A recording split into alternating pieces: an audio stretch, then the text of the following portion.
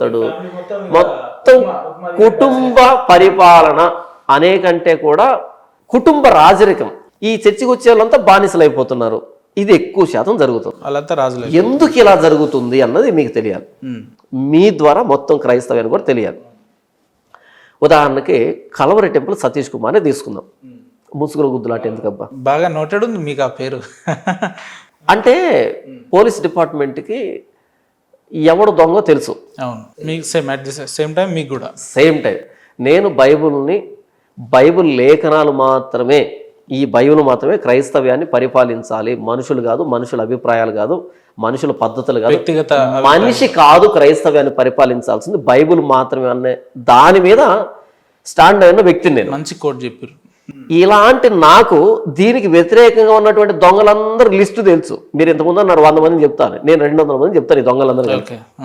అలాంటి వాళ్ళందరూ, అలా బైబుల్ని పెడతో పట్టించే వాళ్ళందరూ లిస్టు మీరు పెడితే వాళ్ళందరికి పైన పెట్టే పేరు ఎవర్రా అంటే కలవరి టెంపుల్ సతీష్ కుమార్. మన ఏపీలో అయితే, అటు తెలంగాణలో అయితే దినకరన్ ఫ్యామిలీ ఒకటి ఉంది. ఈయనకంటే ముందు ఆ బ్యాచ్ పెద్దది. అయితే ఆ తమిళనాడులో ఉన్నటువంటి దరిద్రాన్ని తెలుగులో తర్జుమా చేశాడు ఇక్కడ మన కలవరి టెంపుల్ సతీష్ కుమార్ గారు.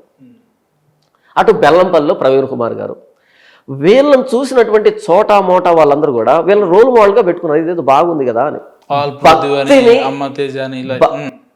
ఈ బొమ్మ తేజాలందరూ ఈ రీసెంట్గా వచ్చారు. అమ్మ తేజ, మీరు బొమ్మ తేజ అంటున్నారు, వాడు బొమ్మే. అరటి పళ్ళు తింటే పిల్లలు పుడతారన్నాడు బొమ్మ కాకపోతే అమ్మ ఎందుకు అవుతాడు? ఇప్పుడు చూడు, అరటి పళ్ళు తింటే మలబద్ధకం పోతుందని తెలుసు నాకు ఒక సైన్స్ టీచర్గా. బహుశా మీకు కూడా ఉంటుంది. మనం భోజనం చేసిన తర్వాత అరటి పళ్ళు తింటాం. ఎందుకు తింటాం? భోజనం సరిగ్గా డైజెస్ట్ అవుతుంది, మలబద్ధకం పోతుందని తింటాం. కానీ అరటి పళ్ళు తింటే పిల్లలు పుడతారని వీడు చెప్తున్నాడు. వీడు బొమ్మ కాదా? వీడు బొమ్మే. ఒకవేళ అరటి పళ్ళు తింటే పిల్లలు పుడితే వీడు ఎలా పుట్టాడు? ఇంతకీ వీడు కూడా అరటి పండుగ పుట్టాడా? నాది చాలా పుట్టుంటేనే చెప్తాడు కదా అన్న. ఆయన మీటింగ్లలో ఒక 100 మంది ఉంటే అందులో ఒకరిద్దరు పేర్లు చెప్తాడు. ఏసయ్య నీకు భవిష్యత్తులో ఉద్యోగం. ఓకే, అరటి పండు తింటే పిల్లలు పుడతారన్నది ఎంత వాస్తవమో వీడు అలా పిలుస్తున్నాడు అన్నది కూడా అంతే వాస్తవం. అంతే. దీన్ని పక్కన పెట్టేస్తే ఇప్పుడు కలవరి టెంపుల్ సతీష్ కుమార్ దగ్గరికి వద్దాం. ఈ వ్యక్తి ఏం చేశాడు అంటే 52 రోజుల్లో చర్చి కడుతున్నా అని చెప్పి పెద్ద గోడౌన్ కట్టాడు. ఆ 52 రోజుల్లో చర్చి కట్టడం అన్నది వాక్యానికి వ్యతిరేకం. బైబిల్లో 52 రోజుల్లో గోడ కట్టారు, గోడ. కానీ ఏం చెప్పాడు? బైబిల్లో కూడా చర్చి కట్టారని చెప్పాడు. ఫస్ట్ అబద్ధం. రెండోది ఏంటంటే 52 రోజుల్లో నేను చర్చి కడుతున్నా కాబట్టి అని లాటరీ పెట్టాడు. ఆయన BMW కార్ని లాటరీ పెట్టి, మీరు ప్రతిరోజు కానుక పంపిస్తే 1,00,000కు పైగా కానుక పంపిస్తే వాళ్ళందరూ పేర్లు రాస్తాము. ఈ చర్చ అయిపోయిన తర్వాత దీన్ని లాటరీ పెడతాం. ఎవరి పేరు వస్తే లక్కీ డ్రాలో డిప్ చేసినప్పుడు వాళ్ళకి కారు ఇస్తాము అని చెప్పాడు. BMW ఎంత స్కామ్ అనుకుంటున్నారు ఇది? నేను 1,00,000 ఇచ్చాను ఈరోజు, నా పేరు రాసుకుంటా కదా నువ్వు. నేనేమనుకుంటాను? పోతే 1,00,000 వస్తే కారు, వస్తే BMW కారు. ఒకవేళ పోతే 1,00,000 పోయింది అనుకునేది లేదు, మరలా ఇచ్చింది దేవుడు పనికి. దేవుడు అనగానే మనకి ఇది పనిచేయదు బ్రదర్, స్పృహ పనిచేయదు, విచక్షణ పనిచేయదు. దేవుడు అంటే భక్తి మూడులోకి వచ్చేస్తాం. వాడు IAS ఆఫీసర్ అయినా సరే. రాధా మనోహర్ దాస్ గారు గొర్రెలను కోట్ చేసింది, మీరే అంటారు దేవుడు అనగానే. నేను చెప్తున్నది ఇక్కడ క్రైస్తవుల గురించి కదా, నేను చెప్తుంది ఇక్కడ మనిషి సైకాలజీ గురించి. నేను ఓన్లీ క్రైస్తవుల గురించి. నేను క్రైస్తవుల దగ్గర కూడా వస్తాను. మనిషి సైకాలజీ ఏంటంటే దేవుడు అనగానే వాడు IAS ఆఫీసర్ అయితే ఇలా వచ్చేస్తాడు. ఇక రీజనింగ్ పక్కన పెట్టేస్తాడు. నో, మన రీజనింగ్కి అర్థం కాకపోతే అందకపోతే ఆయన దేవుడు కాదు, అప్పుడు ఆయన మూఢనమ్మకం అవుతాడు. మన రీజనింగ్కి అందకపోతే ఆయన దేవుడు కాదు, ఆయన మూఢనమ్మకం అవుతాడు. ఇక్కడ ఏంటంటే మేము దేవుడికి లక్షిస్తున్నాం, వస్తే BMW వస్తుంది, పోతే దేవుడు కానుక అవుతుంది అనేటట్టుగా 52 రోజులు కానుకలు పంపించారు బ్రదర్. జస్ట్ ఇమాజిన్ చేయండి ఎంత డబ్బు వచ్చి ఉంటుందో. పెట్టింది BMW కారు, రోజుకి ఇలాంటి 10 కొనవచ్చు, అంత కానుక వచ్చేసింది. చివరిలో ఒక పేరు వచ్చింది, ఆ పేరు గల వ్యక్తికి BMW కారు ఇస్తున్నా అని చెప్పాడు. ఇక డ్రామా చూడండి, మరలా ఆ వ్యక్తి నాకెందుకు BMW కారు, దీన్ని మరలా మీకే ఇస్తున్నాను దేవుడి పనికి. ఓకే, వాట్ ఏ స్కామ్ కదా, వాట్ ఏ స్కామ్ కదా. ఇప్పుడు ఈ వ్యక్తి ఇంత స్కామ్ చేసి ఇన్ని కోట్లు సంపాదించి ఇంత గోడౌన్ కట్టింది దేనికి అనుకుంటున్నాను? BMW ఆయనకే పోయింది, BMW కానుకలు ఆయనకే పోయాయి, ఈ చర్చ్ వచ్చేసింది, ఇంత జరిగింది. ఇప్పుడు లక్షల మంది వెళ్తున్నారు. ఒక్క వారం వచ్చేటువంటి కానుక ఎంత వస్తుంది? ఇమాజినేషన్కి అందదు, మీకు ఇమాజినేషన్కి అందదు. ఈ మెషిన్లు కౌంట్ చేస్తాయి కదా, అవి ఎన్ని గంటలు పనిచేస్తాయి తెలియదు మీకు వాటిని పెంచడానికి. అర్థమవుతుందా? స్కామ్ ఉందా కల్వరి టెంపుల్ వెనకాల? ఇది నాకు తెలిసిన స్కామ్. లోపల జరిగేది ఆయనకు మాత్రమే తెలియాలి, ఆయనకు మాత్రమే తెలియాలి, ఇంకెవరికి తెలియదు. అంత జరుగుతుంది. ఇప్పుడు ఈ వ్యక్తి చేస్తున్నది భక్తి కాదు, జస్ట్ బిజినెస్. భక్తి పేరుతో బిజినెస్ చేస్తున్నాడు. దీన్ని ఎవడికి పడితే వాడికి ఎందుకు ఇస్తాడు బ్రదర్? ఎవరికి ఇవ్వాలి? ఇప్పుడు మహేందర్ గారు సిగ్నేచర్ స్టూడియో పెట్టాడు. ఆయన తదనంతరం ఆయన కుర్చీలో ఎవరు కూర్చోవాలని కోరుకుంటాడు? ఆయన వాళ్ళ వారసత్వం ఎవరో దారిని ఎవడు వచ్చి కూర్చుంటే ఒప్పుకుంటాడేంటి? ఆయన కొడుకు కూర్చోవాలని కోరుకుంటాడు. ఇదో తప్పేమైనా ఉందా? తప్పేమీ లేదు కదా.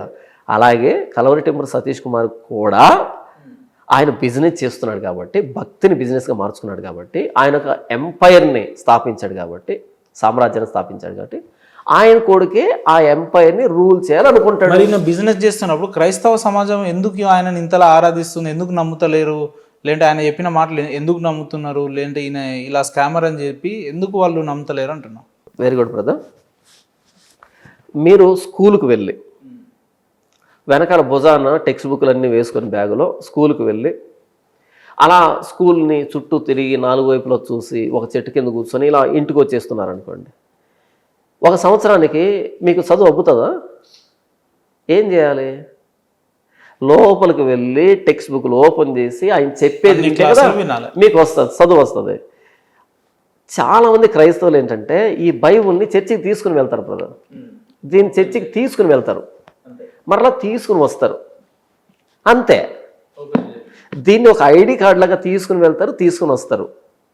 ఏదో క్రిస్టియన్ అనగానే సండే రోజు ఇంటి దగ్గర తెరిచి ఏంటిది అని చదవరు కదా. తర్వాత అక్కడ వేదిక మీద ఉంటారు కదా, పాస్టర్లు అని పిలువబడతారు. వాళ్ళు దీంట్లో ఉన్న విషయాలు చెప్పడం మానేసి కాకి బావ, నక్క బావ, గాడిద బావ, పులి బావ కథలు చెప్తారు. లేకపోతే TV9లోనో TV5లో వచ్చేటువంటి న్యూస్లు చెప్తారు. లేకపోతే మోటివేషన్ స్టోరీస్ చెప్తారు. ఎప్పుడు అబ్బుతుంది వాళ్ళకి బైబుల్? ఎలా తెలుస్తుంది వాళ్ళ బైబుల్? మీకు 80 ఏళ్ళు వస్తే మాత్రము 4 ముక్కలు చదువు రాకపోతే బస్ స్టాండ్ నిలవబడితే అది ఏ ఊరికి వెళ్తుంది బస్సు అంటే వాడు హైదరాబాద్ అన్నా నమ్మాలి, కర్నూలు అన్నా నమ్మాలి, ఢిల్లీ అన్నా నమ్మాలి. ఎందుకని? నీకు 4 ముక్కలు రావు. వయసు ఏమో 80 సంవత్సరాలు, 4 ముక్కలు రాకపోయాయి. ఏం చేయాలి? ఇంకొకరిని అడగాల్సిందే కదా. ఎన్ని రోజులు చర్చికి వెళ్ళినా సరే బైబుల్ చదవకపోతే, ఎన్ని రోజులు చర్చికి వెళ్ళినా సరే బైబుల్ బోధించకపోతే ఎలా తెలుస్తుంది నీకు బైబుల్? బైబిల్లో చాలా స్పష్టంగా రాయబడింది, సత్యానికి చెవినివ్వకుండా కల్పనా కథల వైపు తిరిగే కాలం వస్తుంది. జనులు హితబోధను సహింపక దురద చెవులు గలవారై తమ స్వకీయ దురాశలకు అనుకూలమైన బోధకులను తమ కొరకు పోగు చేసుకున్నారు కాబట్టి సత్యానికి చెవినియక కల్పనా కథల వైపు తిరిగే కాలం వస్తుంది అని చెప్పబడింది తిమోతి పత్రికలో. జనులు ఎలా తయారయ్యారంటే సత్యానికి చెవినియక, ఇది సత్యం. ఇంతకు యేసు ఎవరు, ఆయన ఏం చెప్పాడన్న సత్యం. సత్యానికి చెవినియక తమ స్వకీయ దురాశలకు అనుకూలమైన బోధకులు. ఏ బోధకులు? సత్యాన్ని చెప్పే బోధకులు వద్దంట, తమ స్వకీయ దురాశలకు అనుకూలమైన బోధకులు. మీరు వెళ్ళండి కలవరి టెంపుల్కి, మీరు అప్పులతో ఉన్నారా? మీరు రోగాలతో ఉన్నారా? మీ కుటుంబంలో సమస్యలు ఉన్నాయా? మీకు కోర్టులో కేసులు ఉన్నాయా? మీకు ఉద్యోగాలు రావట్లేదా? మీకు పెళ్ళిళ్ళు కావట్లేదా?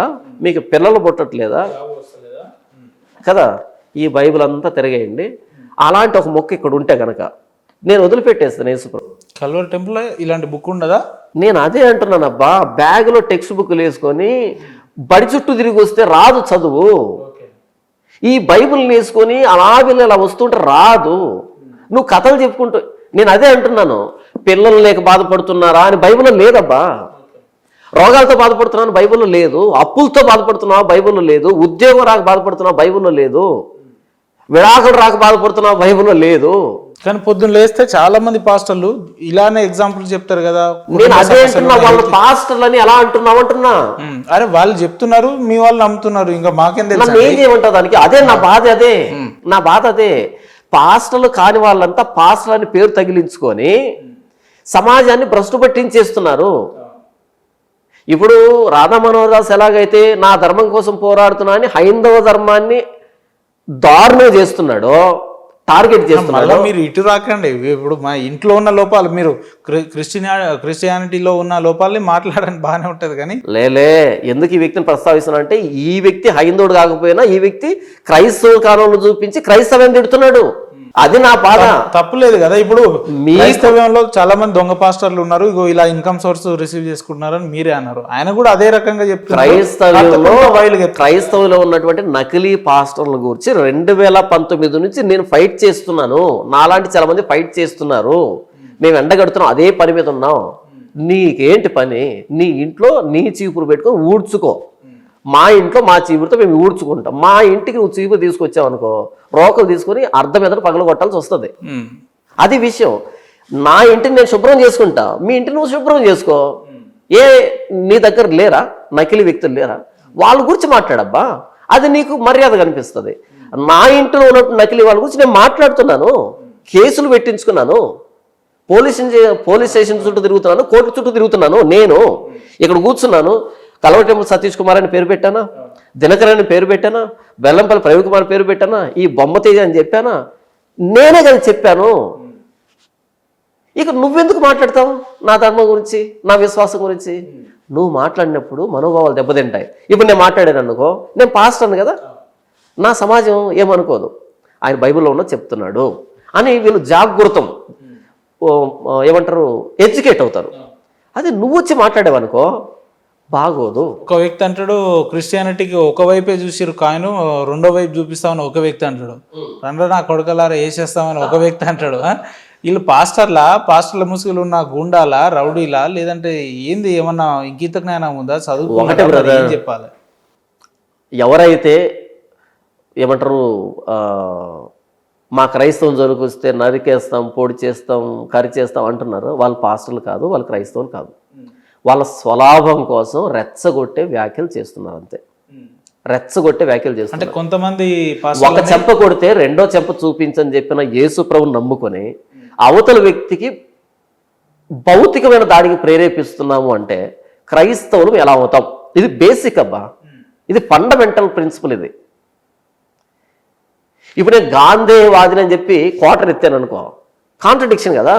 క్రైస్తవ సమాజం ఎవరిని నమ్మాలన్నా, ఏదైతే మెయిన్ పిల్లర్కి క్రిస్టియానిటీకి మెయిన్ పిల్లర్ అయిన మీ వాళ్ళు కొంతమంది చెప్తే నమ్మాలి. ప్రవీణ్ పగడాల వ్యక్తే అసలు పాస్ట్ అనేటోడు మందు ముట్టుకోవడానికి లేదు, వాసన చూడడానికి కూడా లేదంటే తెల్లార్లు దాగి అలా చనిపోయిండు. అంటే ఈ వీళ్ళు ఎట్లా ఏమన్నట్టు? ఒక్క విషయం ఏంటంటే brother, don't judge a book by its cover. ఒక పుస్తకాన్ని దాని కవర్ను బట్టి జడ్జి చేయకూడదు.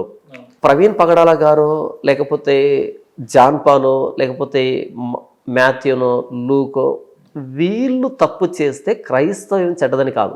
ఇప్పుడు నేను ఉన్నాను, రేపు నేనేదో ఒక బెట్టింగ్ స్కామ్లో బయటపడ్డాను అనుకో, ఉదాహరణ చెప్తున్నాను, ఒక బెట్టింగ్ స్కామ్లో బయటపడ్డాను అనుకో, పాస్టర్లంతా బెట్టింగ్ స్కామ్లో ఉన్నారని కాదు, క్రైస్తవులంతా బెట్టింగ్లో ఉన్నారని కాదు.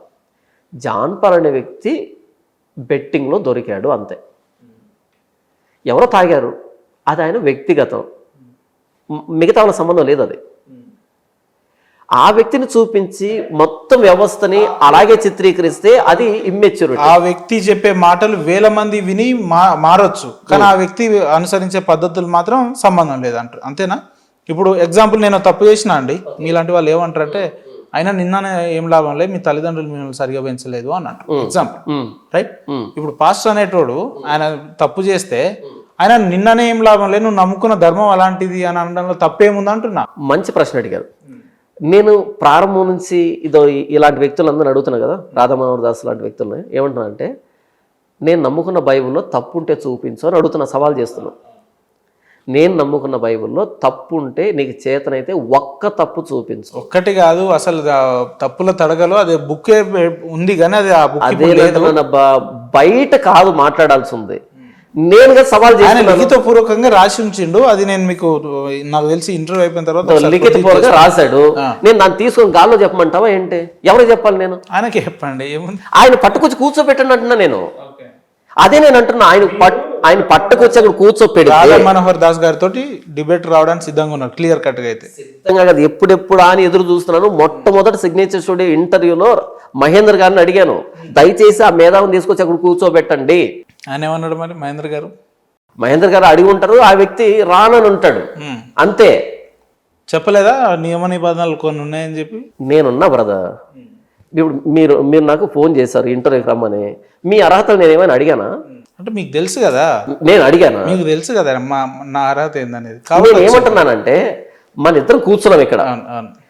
ఎవరి అర్హత ఏంటో వాళ్ళు డిసైడ్ చేస్తారు. అల్టిమేట్లీ వాళ్ళే కదా. Let audience decide. మన క్వాలిఫికేషన్ ఏంటి, మన అర్హత ఏంటి, వాళ్ళు డిసైడ్ అవుతారు. నేను నీ అర్హత చెప్పాల్సిన అక్కర్లేదు, మీరు నా అర్హత చెప్పాల్సిన అక్కర్లేదు.